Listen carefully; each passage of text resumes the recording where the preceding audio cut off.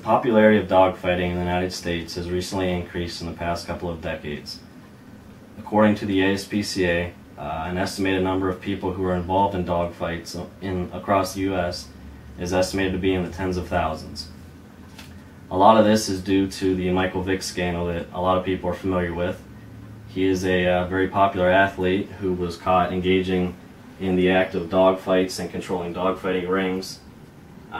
This was all over the media, and because of this, a lot of dogfights have started to occur across the United States.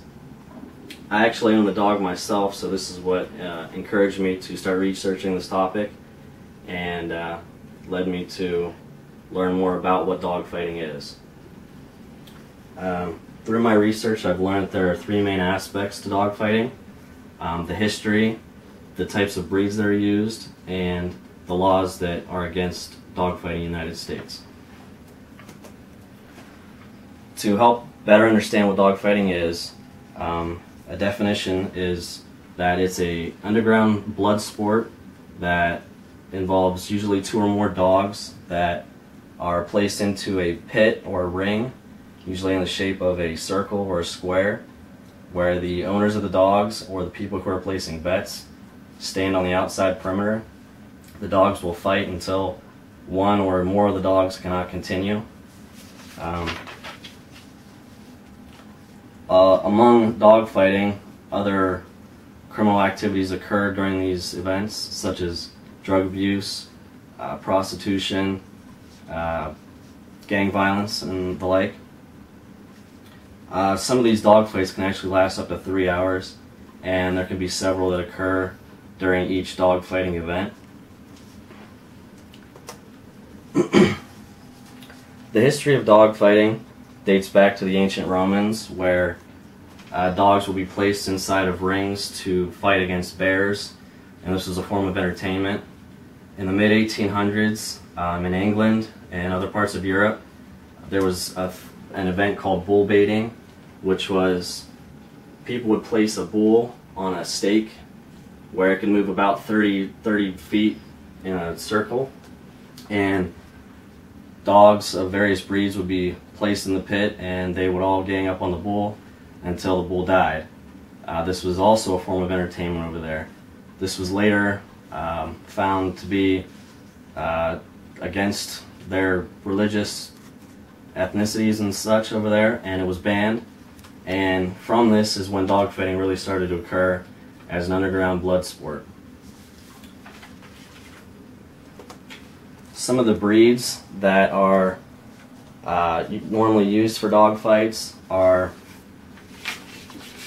the bulldog, which was the main one to start off with. It was actually such a big dog that they had to breed it with more agile breeds to make it a better competitor. The Staffordshire Bull Terrier was what was bred from this and is still a popular dog fighter today. Pit bulls, Sharpeis, Corsos, Tosu Inus, and Bull Terriers are among popular breeds that are placed in dogfights today.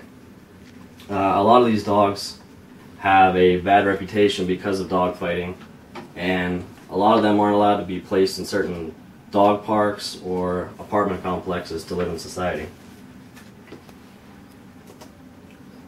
Before the fights occur, starting at a young age, the dogs are trained vigorously. They're placed in treadmills with weights on them. They're injected with steroids and other drugs. Basically anything that can make them a better fighter, whether it's better for their health or not, they have to go through. There's a lot of money that can be won during these events, so the better the dog, the better the chances are of winning. In the United States, it's illegal in all 50 states to engage in dog fighting, whether you're a spectator or your dog is actually the one fighting. In 48 of the states, it's actually a felony.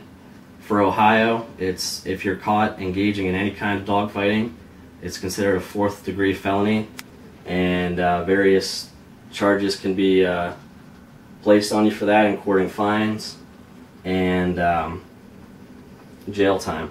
PA, it's a little more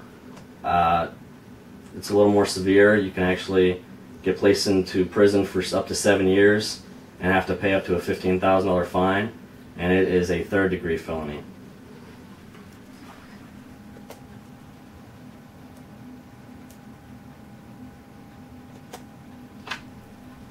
In conclusion, dogfighting is against the law across the United States, but will probably always continue to happen due to the amount of money that can be won from each event. It's just like drug use or anything else illegal in the United States that people continue to do when there's profit to be made.